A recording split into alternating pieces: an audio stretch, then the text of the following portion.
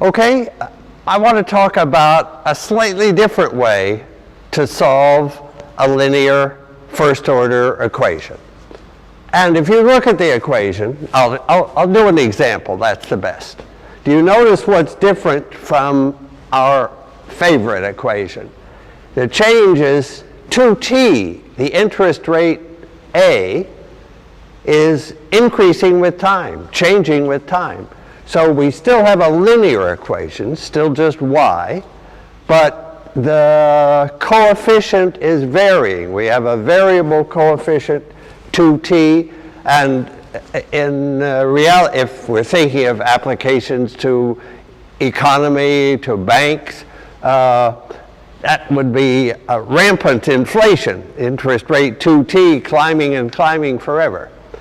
But we want to see that this is a class of equations that we can solve. Okay, and the new method is called an integrating factor. It's a magic factor that makes the equation simple. So that's another nice way to solve all the problems that we've dealt with so far, plus this new one. So what is this factor? Well, for this 2t problem, the right factor is e to the minus t squared. And why is that the right factor? This is the factor that I'm going to multiply the equation by and make it simple.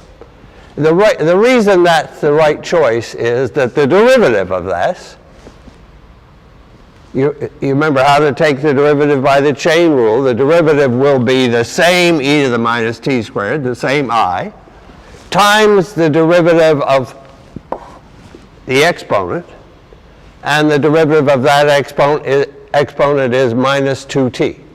Minus t squared becomes minus 2t. So there's that little device that gives us an integrating factor that makes the equation simple. And now I want to look at the equation. What I want to look at is the derivative of I times y. Instead of just dy dt, let me look at the derivative of I times y. So I have a product here. Got to use the product rule. So that will be I. So I dy dt. But, okay, dy dt is, we can take dy dt from the equation, I times 2t y plus q of t. So that's, and now I have to add on di dt y. Good. So it's the product rule I times the derivative of y plus the derivative of I times y. But now look, di dt we know is minus 2ti. So that di dt, now I'm using the key fact about I, that's minus 2ti y. Look, minus 2ti y cancels 2ti y. So I have a nice equation now. The derivative of iy is iq. The derivative of iy is iq. I can just integrate both sides. And that's the key. That's the key.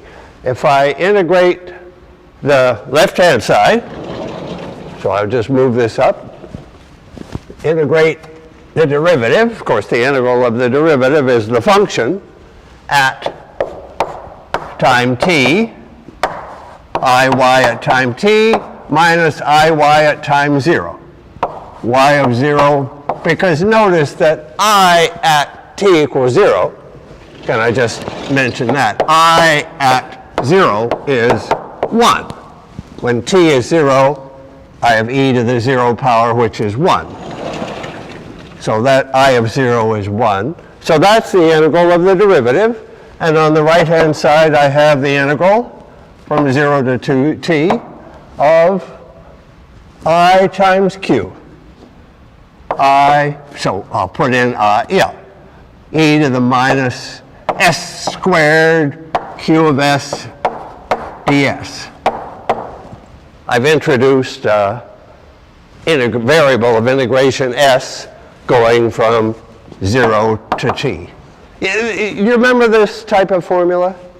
The input is continuous over time, and I'm looking at the resulting output at time t.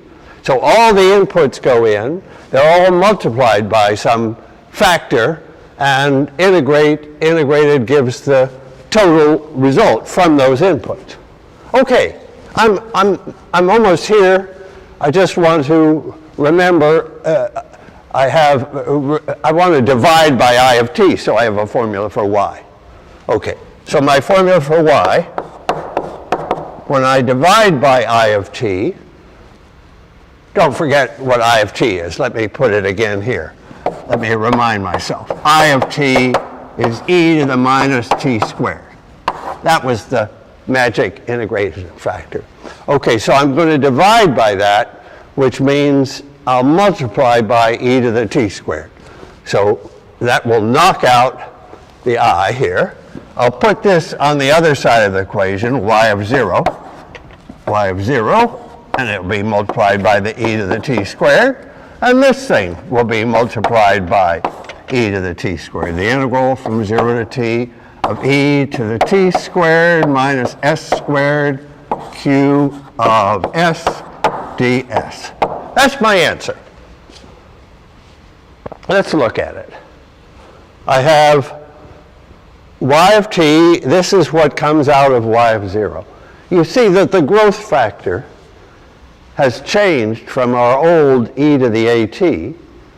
That was the growth at constant rate, interest rate a, to e to the t squared. That's our growth from an increasing interest rate. And over here, I'm seeing the result, the output from the input Q, from all the inputs between 0 and t. Each input is multiplied by now. That factor is the growth not from 0 to t. This is the growth from 0 to t. This is the growth from s to t, because the input went in at time s, and it had the shorter time, t minus s, to grow. So that's the formula for the answer. If you give me any particular q of s, I just do the integral, and I find the solution to the differential equation. So that integrating factor has made things work. Maybe I should say what the integrating factor would be in general. So let me pay a moment to see that this was an example. This was an example with a of t equal to 2t. What's the general integrating factor? We always want the integrating factor so we always want the integrating factor. Our construction rule is that it should give us, the derivative should be minus a of t times I itself.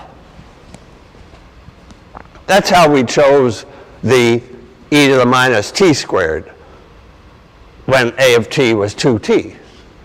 Now I want to give the general rule. The rule for the integrating factor is the solution to that equation. The solution to that equation is giving us the e to the t squared in the example.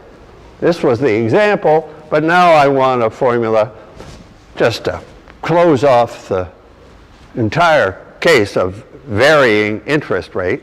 I want to find the solution to that equation. And it is, so here's the integrating factor. It's e to the minus, because of that minus sign. Now I'm wanting a to come down when I take a derivative. So what I'll put up here, the integral of a of t dt, say from 0 to t. Now, let me just do again this example, just to see. I have e to the minus the integral of 2t, which is e to the minus t squared. That's how I get t squared as the right choice for our example. And the general rule is there, that's the integrating factor. And finally, if a is a constant, which is the most common case, the only case we've had until this video, if a is a constant, then the integral of a from 0 to t is just a times t. So number 0 example would be e to the minus a t. That would be the correct integrating factor if we had constant a. And I'll create some examples, some problems, just to go through the steps in that best case of all with constant integrating factor. But now we can solve it with a varying interest rate. Good. Thank you.